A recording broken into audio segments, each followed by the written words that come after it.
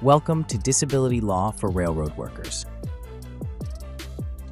Hello and welcome to the podcast with Burnett Driscoll Attorneys. Joining us again today are attorneys Kyle Sciolaro and Andrea Wehner, disability attorneys at Burnett Driscoll who represent clients throughout Kansas, Missouri, and Missouri. Kyle and Andrea focus on Social Security disability claims at both the administrative and the appellate levels, helping individuals navigate a system that can feel confusing, technical, and often discouraging. I'm Lisa Mosby, your host, and in today's episode, we're talking about what decision makers actually look for in disability claims and what tends to matter far less than people expect. Welcome, Andrea and Kyle. Hi. Thanks. Good to talk to you again. You know, when a disability claim is being reviewed, what is the decision maker's fundamental process, or what is it that they're trying to determine before anything else? At the end of the day, they have to determine what a claimant, our client's, work-related limitations are. So they're going to give an opinion about how limited that person is in the workplace. So how much they can sit, stand, push, pull, walk, carry, reach, handle, and all kinds of other stuff, including communicate with others and things that aren't just physical. There's this term residual functional capacity that they rely on very heavily in Social Security. And it is what is left of the claimant's abilities after their impairments are taken into consideration. There are different levels, physical levels: sedentary, light, medium, and heavy, and then very heavy. And a lot of our claimants are generally assessed at the initial level with certain limitations. And what we're trying to do is specify additional ones that they may have missed in the process. And I'm thinking about when a claim is made, people often believe that submitting more paperwork automatically strengthens that claim. In reality, how do decision makers distinguish between useful evidence and information that doesn't really move the analysis forward? To your point, one of the things that sometimes people do that maybe they shouldn't is submit a whole bunch of evidence from different parties, especially if they're just their neighbor or a family member, without knowing what that person at all is going to say about what they think that person is in terms of their limitations. So if you inject a whole bunch of different inconsistent evidence in your file, that's not going to help the decision maker, and it's not going to help your chances. At the end of the day, what you want is well-supported, consistent evidence that shows that your limitations are X, Y, and Z, that your activities of daily living reflect those limitations, that your treating physician's opinion reflects those limitations, and that other people's statements would reflect those limitations too. A lot of people think that I'm going to go into this great detail about how I'm limited in the day, what my problems are. But by being able to complete this document that's so involved, they're showing a certain level of ability that perhaps is not in their best interest long term. And judges will actually even say that in decisions at times, or they responded appropriately at their medical appointments. Therefore, they're able to communicate with others just fine, or they can handle detailed work just fine. Things that you wouldn't think matter end up mattering a lot in some claims. And I want to go into the specifics of that a little bit. What types of evidence tend to carry the most weight when evaluating whether someone can sustain full-time work? A classic case is someone with like an orthopedic or a neurological impairment or problem. Like say they've got a bad back, they've had a back surgery, or maybe they're on their way there. Some of the strongest evidence is going to be what the physician puts in the records about strength and range of motion and reflexes and how the patient is behaving. They may also fill out forms or make a statement about how limited they think the person is, because a lot of times it's hard to make the leap from just saying, well, this person seemed a little bit weak on their strength findings or the reflexes were off. What does that tell you really, though, about their ability to lift and carry and push and pull and stand and walk? That is a medical opinion. In Social Security's world, it's also an administrative function. So it's not purely a medical question, but when a doctor is talking about that, that's also something that's very helpful to a claim. We work very hard to get medical opinions from treating sources.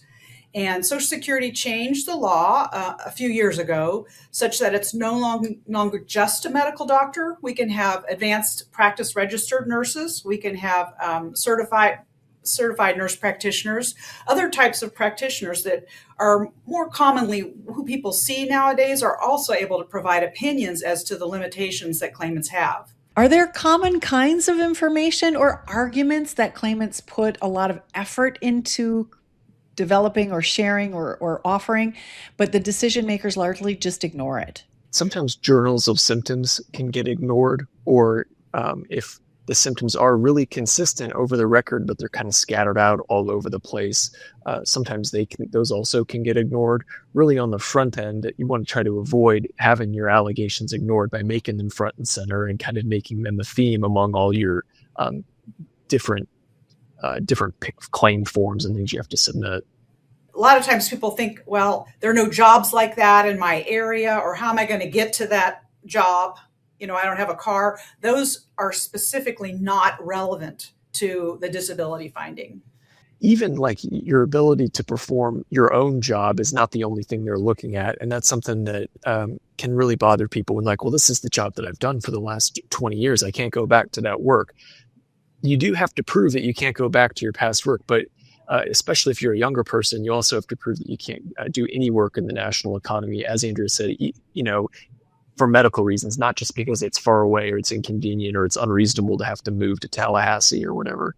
So there's layers upon layers in those decisions, that the information that they're looking at, how they want to apply it. How do decision makers evaluate whether medical opinions are consistent with the rest of the record, especially daily life information and work history? They're going to actually spell that out in detail in every decision, or they're supposed to by the regulations. There's an obligation on the decision maker to do that, to address the supportability and the consistency of every medical opinion, even medical opinions by doctors who've never actually examined you. So many times they're behind the scenes medical consultants for Social Security that also give opinions, and the administrative law judge has to also talk about the supportability and consistency of those. So they're going to look at the function reports. They're going to look at the claimant's testimony. They're going to look at what appears in treatment notes. They're going to look at what appears in other claim forms. Anything that's in the file is fair game to determine consistency of allegations. It used to be up until 2017 that the opinion of a treating source was to be accorded greater weight than any other opinion. This was in both the law, the case law, and in the regulations. They changed that such that it's now not entitled to any greater weight.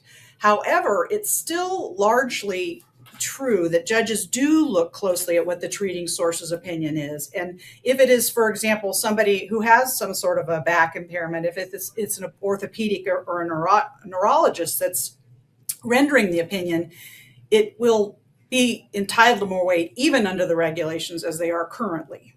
And I'm curious, why does specificity matter so much in disability claims compared to general statements about pain and limitations? Social Security has a very specific way of evaluating claims and then also of looking at work functions. And because they break work functions down into all these smaller subdomains of activity, it's really important that you describe how your pain affects not only your ability to stand or walk all day, but it may also affect your ability to reach overhead, or of course, hand pain affects people's ability to handle and finger. There are all kinds of different work activities, and you want to try to be as specific as you can for that reason, so that you can show in a broad way how it affects all kinds of stuff. When we really get down into the weeds at the end, the terminology that Social Security uses on a lot of their forms is mild, moderate, and severe. Well, those are those vague terms that don't really help us. So we break it down into occasional and frequent, because that specific language, if someone is limited, for example, to occasional reaching, that's going to make them unable to perform sedentary and unskilled work. So it's that very specific limitation, occasional, 1/3 of an 8-hour workday, that we're looking for.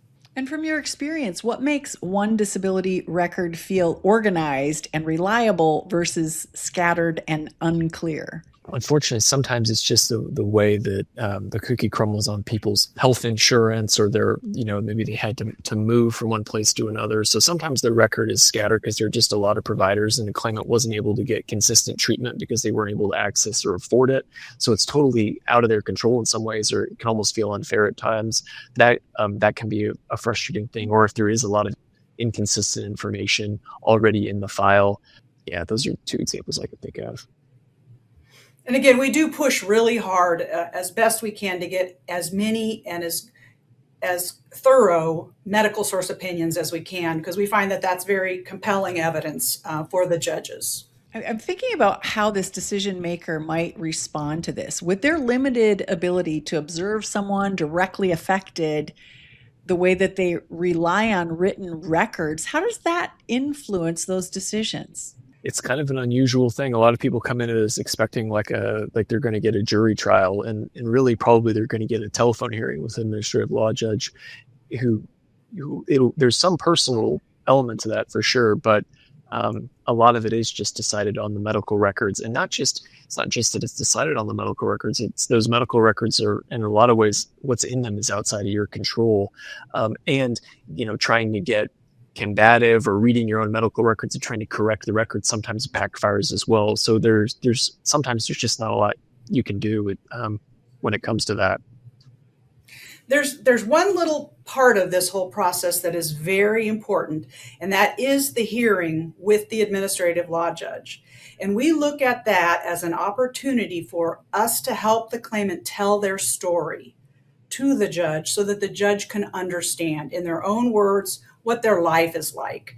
And it's very powerful for the claimant to be able to do this, to tell the judge about it, and the judges do the best they can to listen and in a respectful manner to this, and in light of the medical records that we have. I can see how someone might submit a massive amount of information and it be really confusing for the decision maker. I want to give you each a chance to tighten this up a little bit. What exactly are some of the steps that people can follow, or give us a kind of a guideline for folks that might be listening and being in the midst of this experience right now? What should they do?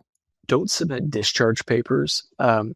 That's something that can just kind of clutter up the file. So if you go to a medical appointment and at the end, they kind of give you just some of these general instructions that they give everyone. It doesn't really have much to do with you. And people think, well, this is solid medical evidence in my case. There's actually more detailed notes underlying those discharge papers, and that's really what you want. And what those contain, there's going to be some narrative, just some kind of talking, the doctors just explaining what they see on this visit, what the person is there for.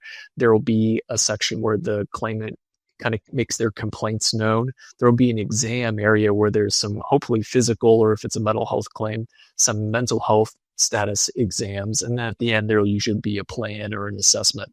And it's the notes in those formats that are really the most helpful. There is, of course, a lot of other evidence. It's not just the treatment notes. It's the medical opinions like we've been talking about, and it's the claim forms. But submitting duplicates and submitting empty medical records definitely does not help your claim. And going in, I think it's really important that they have a discussion with their care provider, whether that be a nurse practitioner, a medical doctor, or DO, about disability, and find out what the doctor thinks. Is this going to be a supportive doctor? Because that doctor can really make a difference in the end game with this claim. That's great advice. And that's it for today. Andrea, Kyle, thank you so much for being with me. Folks, thank you for joining us for the podcast with Burnett Driscoll Attorneys. If you're trying to make sense of what really matters in a disability claim and want some guidance through this process, you can learn more at burnettdriscoll.com and reach out to these attorneys because they can help clarify some of the confusion and set you up for success in your claim. Don't forget to leave a review, and subscribe to the show. We'll see you next week. Thanks for watching. Be sure to hit that like and subscribe button and leave us a review in the comments.